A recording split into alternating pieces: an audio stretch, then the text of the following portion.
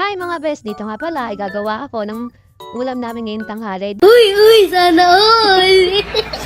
Dito ay aking binalatan lang na gamit ang peeler kasi yung iba po ang ginagawa sa pagbabalat po ng talong ay nilalagaw kaya po ay iniihaw. Hindi nga. Para po mas mabilis na pong balatan. Dito nga po ay kailangan nila ang po hatiin sa dalawa at hati-hatiin po sa 5 o kung ilan man po ang kakasya sa inyong talong.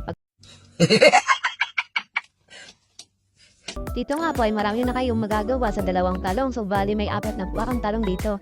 So yung iba po dito, ang ginawa ko na rin po ay pinutol ko na rin po dahil sobrang haba na rin po naman.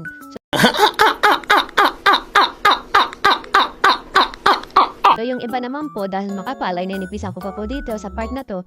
Kaya po medyo natagalan na po dito sa part na to. So pagkatapos niyo po hiwa-hiwain ng ganito ay isunod niyo na po yung mga ingredients na ilalagay niyo. So dito kailangan niyo po ng cornstarch o harina. So lagyan niyo lang po ng konting paminta.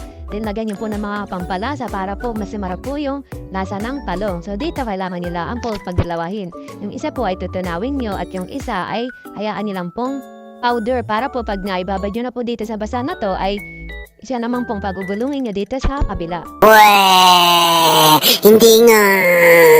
Dito nga po ay kailangan ko na po ibabad itong mga talong na hiniwa-hiwa. So dito po ay gagantigin lang po siya para po mas dumikit po yung lasa at yung mga sangkap na inilagay nyo. At pagkatapos nyo nga po dito ibabad ng ilang minuto ay masarap na po ito. At pagkatapos ko nga po na ibabad ng ilang minuto dito ay isinunod ko na rin po yung mantika at ininit na po para po maisalang na po itong talong. Ito nga po ay kailangan nyo lang po paikutin sa powder na to at saka po isalang ng ganito. So ganito po ang magiging itsura niya.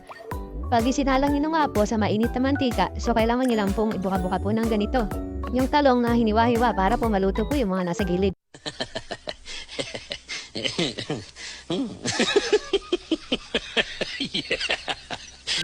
Ito nga po ay napansin ko masyado pong malaki yung talong na piniparito ko kaya po hiniwa-hiwa ko na rin po dito para po mas kasya po siya dun sa kawali at para po mas marami na rin po. So dito nga po kailangan nyo pa rin po igilong-gilong dito.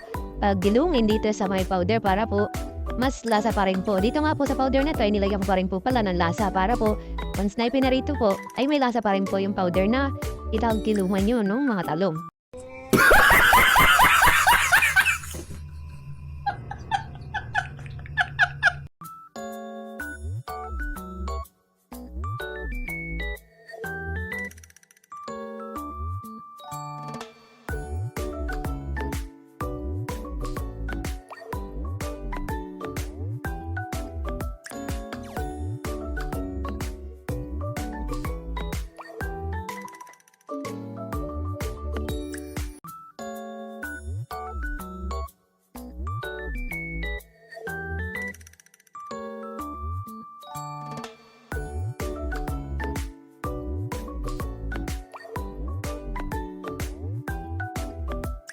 Dito nga po ay natapos na rin ako mag-prito. So ganito po ang itsura niya mga best kapag naluto po. So itry nyo rin po, promise, ang sarap po. So ayan lang, thank you mga best.